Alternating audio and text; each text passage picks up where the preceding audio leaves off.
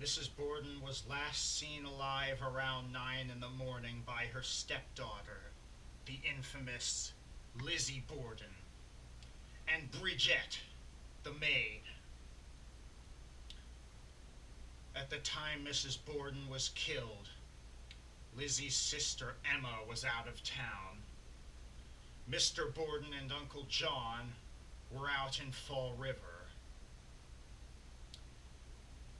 Lizzie said she was downstairs, ironing handkerchiefs.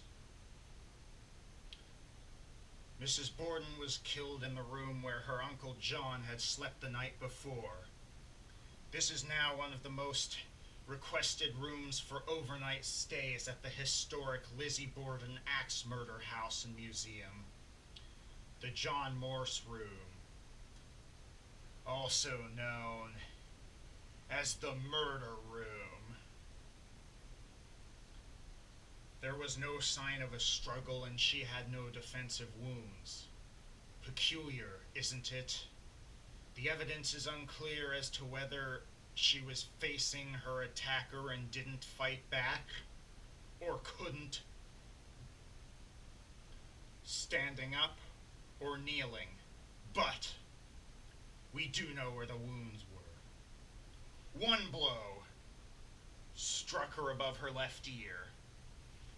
Another 4 inches deep between her shoulder blades, and 17 more at the back of her head and neck. She was eventually found face down in a pool of her own coagulated blood.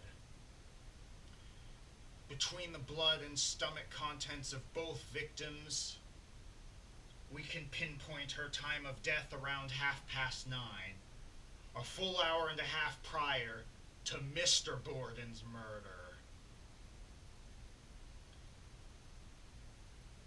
In the photo on the wall in the dining room where the autopsy was done, you can see her lying face down with a pool of blood around her head. In the mirror, you can see the camera that took the photo. Did you know that these were the first crime scene photos taken in the US? How's that for a morbid fun fact?